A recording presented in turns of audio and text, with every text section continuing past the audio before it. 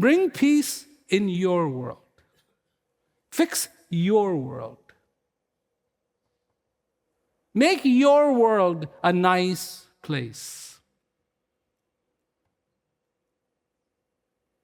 Not anger, fear, jealousy, everything that you hate, you despise, and you are feeding it and taking care of it and raising it right under your bed. That doesn't work. What you have to do? Unlearn.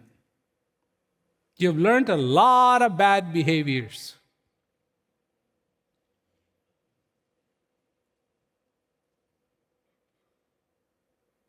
That first race when you were a little kid,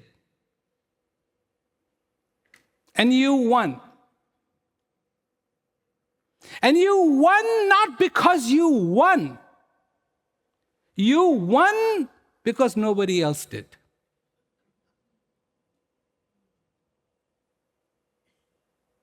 And you were given a nice taste.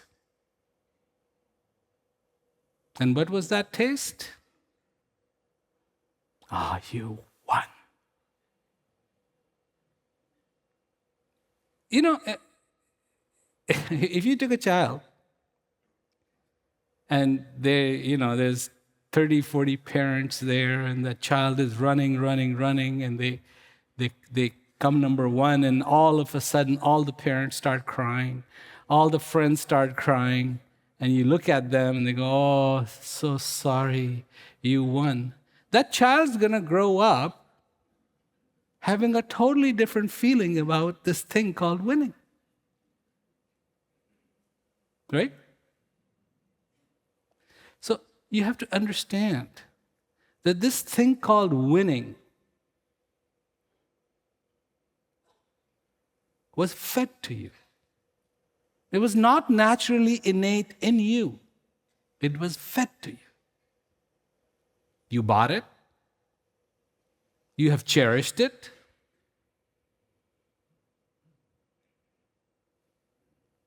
And these are the things. You end up feeding the wrong wolf. What do you end up with? You end up with jealousy, you end up with fear, you end up with anger, you end up with all of those things you don't want. And you don't know why. Started a long time ago. Long time ago. Because there are so many things that happen on this road called life. A zig here and a zag there, and this changing and that changing, and we forget. We forget what it was all about.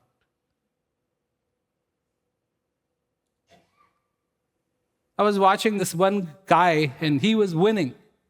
And he was very, very close to the finish line. And his friend coming from back lost it. Fell down. And he turned around. And he picked up his friend. And he brought him with him across the finish line. And everybody did that. But he didn't win the cup. Whoever won the cup, if he would have picked up the cup and handed it to him,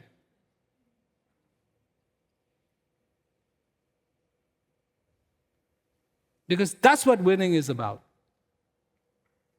Winning is not about making somebody else lose. You don't have to have evil around for you to find good. So we look at, he's got that problem, and he's got that problem, and he's got that problem, and he's got that problem. Yeah, but that's not going to make you any better. Their problems isn't dependent upon you.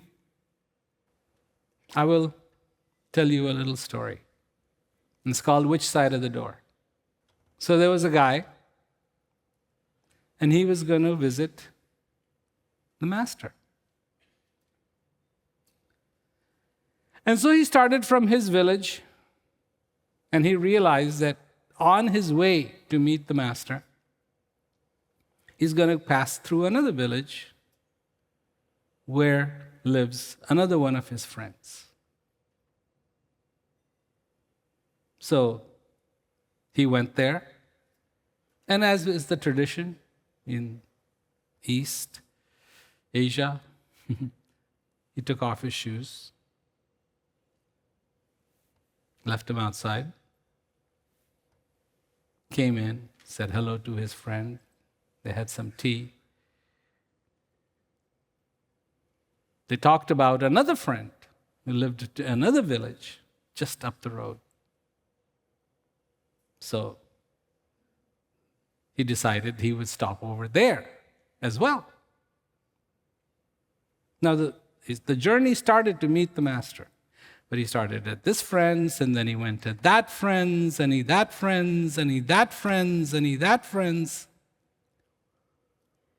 And every time he would go to a friend's house, he would, of course, take off his shoes, come in, have some tea, and be on his way. Finally, he got to the master's house. Master came and greeted him. He says, "What can I do for you?" And he's like, "Why am I here? What am I doing here?" He had made so many stops, he forgot what that was all about. Master said, "Sit down." He sits down. He says, "Tell me something. Did you take off your shoes before you came to my house?" He says, "Yeah." He said, "Which side of the door did you put the shoes on? Left or right?" He goes, "I don't remember." So why not? He says, "Well, I've taken the shoes off so many times today. Left, right, left, right, left, right. I don't remember anymore what I did."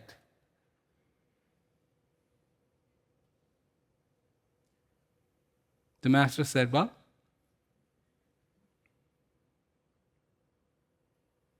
if you don't know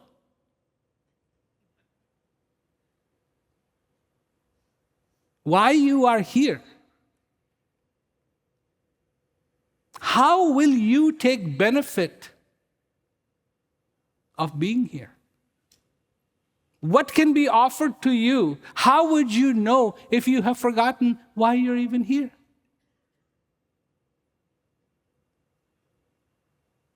He said, "Go. And when you remember, come back. And if you want to know how to remember, then don't waste your time in between your journey from where you start to me. Keep your focus."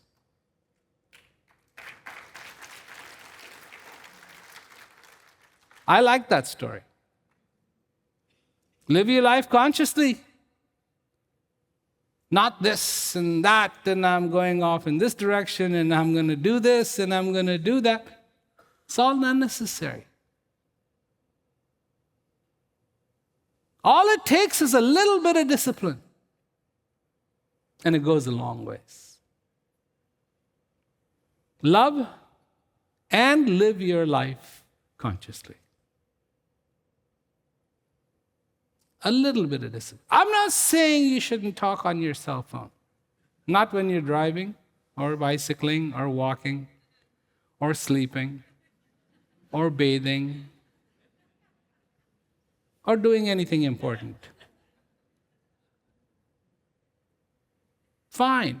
You want to watch YouTube all day? Fine. You want to watch Netflix all day? Fine. You want to watch whatever service you have, streaming service you have, fine. But do it all consciously, not unconsciously.